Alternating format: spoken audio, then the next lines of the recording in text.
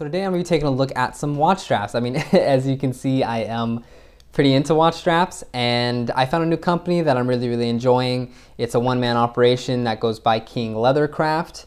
I was not sponsored to do this video, but after buying, I'm on my third strap now, I told him I'm going to do a review on them. So he was kind enough to lend me a discount code for anyone who would like to use one. I believe it's Knights20. I'll put it in the description just so you can use the correct code, and you get 20% off of your order. And I believe it expires the 1st of December. So if that changes, again, I'll update it in the description below, but let's get into the review. So let's take a look at these straps. I mean, let's start with this one because this is actually the first kind of series he made. This is also the iteration where there are the most quote-unquote flaws in comparison to this one, which is the newer version. So yeah, I mean, it's a very nice watch strap. You have the kind of embossed King Leathercraft little logo there, and then you also have King Leathercraft handmade in California written there on the other side. As you can tell, nice thick stitching all throughout. It is hand stitched, and it just has this really beautiful both symmetry and just kind of look and feel to it. Kind of hard to quantify, but you'll get me if you get me. This specific series of leather, either the Botero or the Buttero or however you want to pronounce it, is really beautiful because it has this really rich color depth. It has this nice, very subtle graining to it. So it adds a nice little texture without being too overbearing. And I just really like how deep and rich the colors are here. I mean, just look at this green. I mean, man. So yeah, I mean, looking at these straps again, really comfortable. There's a lot of flexion and just flexibility and just comfort straight out of the box. I forget what term he uses for this lining that he uses, but apparently it's pretty high-end, used on some, you know, very high-end manufacturers. So nice to see at that sub-$100 price point. The buckle, I feel, is a place that people usually skimp on. I don't know why he uses this kind of like double-sectioned buckle, but it is well integrated. It fits well. It feels sturdy. It doesn't feel like a cheap component or that he cut corners at all. Very substantial keepers there. They're actually very low profile relative to kind of like cheaper quality straps. So it actually has the end of the strap fit in really nicely, and it kind of, you know, it shows on wrist, and I'll show you in a bit. Just taking a moment to appreciate just how beautiful that looks. I mean, I don't know if I'm biased here, but it just looks like a really quality product. And again, if I just bring the green side by side here, I mean, it just has this really nice rich look to it. So on the website, he states these straps come between 2 and 3 millimeters. This one comes in at about 4.2 at the very extremity, tapers down to 2.3 pretty quickly, just like right there. As you can see, it thins out, and then all the way at the end here, still 2.3, 2.2. So pretty consistent along that length. This is kind of the regular thickness I would like along the strap instead of this kind of thicker end piece. And if you can see with this new updated version, it is actually 2 millimeters all throughout. And then at the very end, it's actually 3 millimeters. You still get that kind of nice visual step down between the 3 to the 2.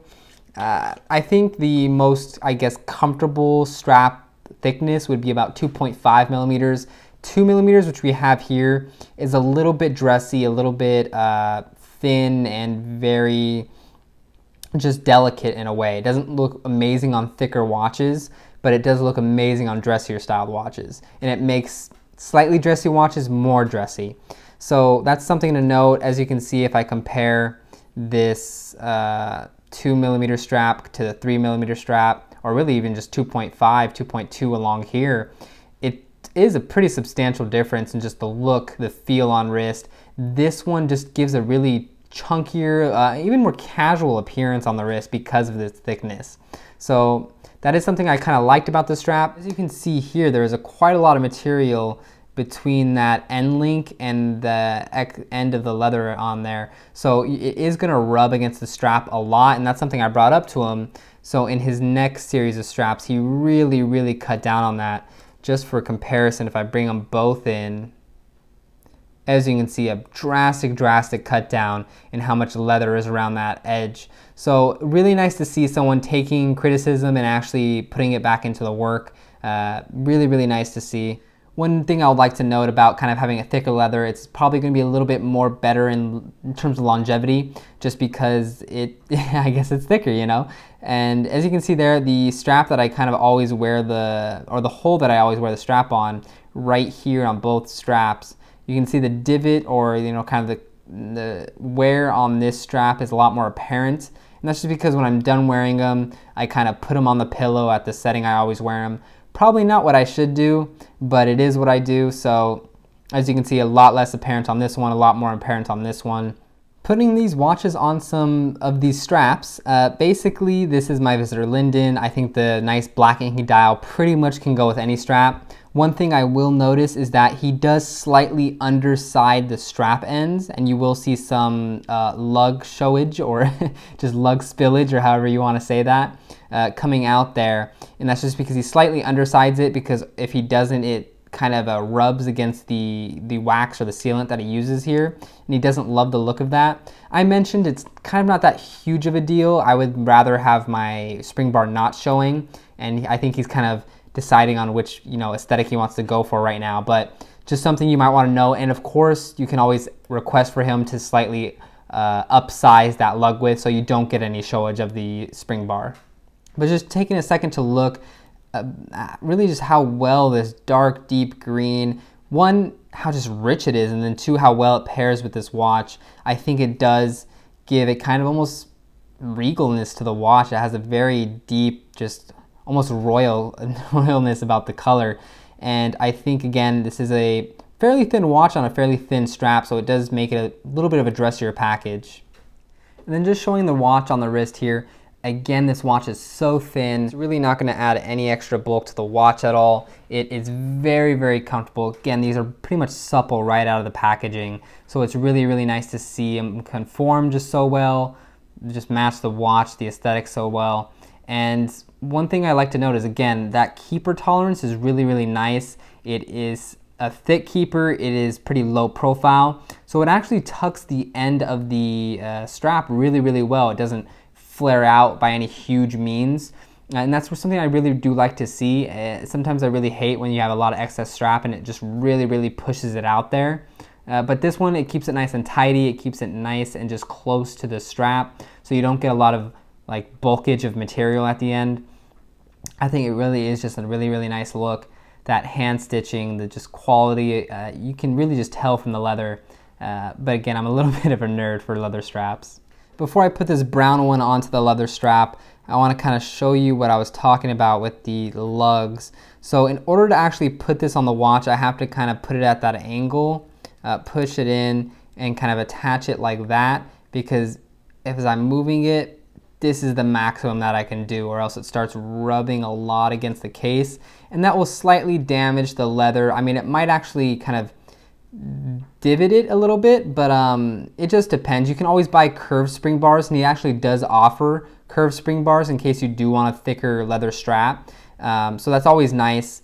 And I do remember when I said these are a little thick, he even offered to just send me curved spring bars, which is really nice, but I said, you know, it's not that big of a deal. But again, overall, I can't lay the strap really flat. It kind of always is at that kind of angle, but really it's not that big of a deal. And this was the first generation, which was a little thicker on the ends, and he's not doing that anymore. As you can see, I think it pairs with this watch really, really nicely. It's a very, very nice light shade of brown. Not the lightest shade out there. I would love to see a lighter shade, but it is a really, really nice shade.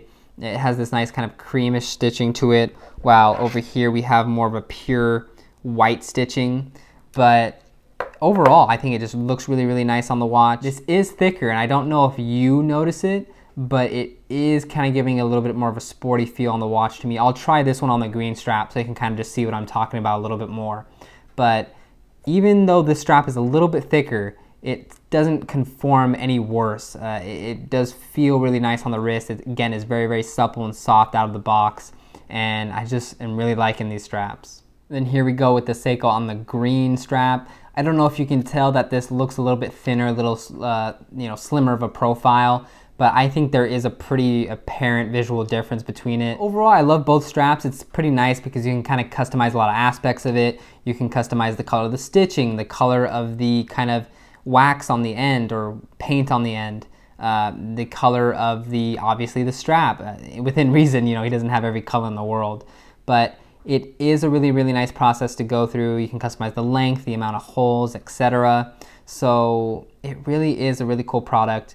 So pros and cons of really just buying a strap from this brand. And for me, the biggest pro is that it just is a really, really quality product.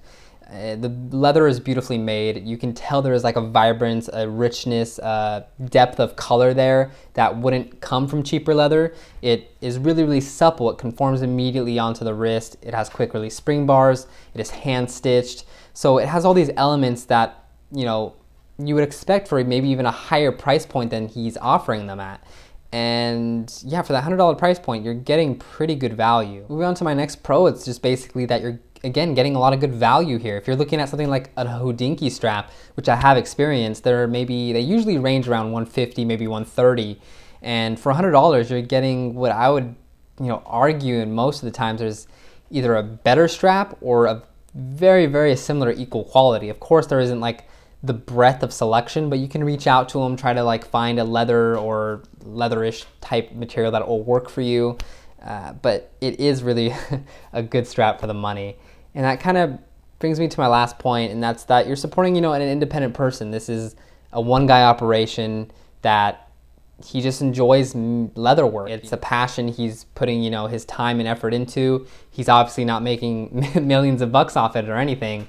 So it's always nice to support an independent brand. It's always nice to kind of know the person you're dealing with directly. And from my experience, it's a great guy to work with. So moving on to cons of this brand, and I feel like the biggest one will be that some of the kinks are still being worked out. It's not going to be a perfect product right away, and I think he's only been doing this kind of for retail maybe 2 months, give or take. And as you saw with my very, very first strap, it was a little too thick on the ends. The lugs didn't fit perfectly with every watch case and size and whatnot, but you could bend it in a certain way that it did fit, and it was fine. So, and I told him about that, and he took that, feedback, and he made the watch straps thinner going forward. So he's always doing things to constantly improve his straps, whether or not it comes from customer feedback or just something he thinks will improve the end user experience. And that's, the level of quality you get for having a handmade quality product that's coming from one person and being able to talk to that person directly and work with them. I know when I said my strap was too thick, he offered either a refund, I think minus the shipping cost or something, or to have me send it back and like rework the strap or something like that. And in the end, he's willing to work with you. So it shows that he stands behind the product he makes, and he really is wanting you to be as happy as you can with the strap that you purchase. So my last con, which kind of doesn't apply to me because obviously I'm very into straps, but it's a little bit pricey, and there are a lot of straps you can find under that $50 mark. So why spend $100 on a strap? And to that, I just kind of say it is handmade. You might not be able to find the colors he's offering somewhere else. You might not be able to find the quality somewhere else. And I'm telling you, you won't be able to find the quality somewhere else. It is something that will last longer than, a $10, $20 strap off of Amazon, something that will age better. But it's up to you whether or not that's worth it. For some, it might not be. If you just want a, very, very basic beater kind of strap you can put on your beater watch, this is not it. The Barton canvas straps are amazing for 20 bucks, but obviously they're not that dressy. So it just depends what you're looking for. So final thoughts on these straps, and the moral of the story is you should get one. If you're looking to step up to a more higher quality strap, if you're trying to experience what a luxury strap is like, or maybe you just want a new strap for your watch, there isn't much, better out there that exists. It is an amazing strap for the price, and I think you will be happy with it. So I hope you enjoyed the video. Thank you for watching, of course, and I hope to see you in another one.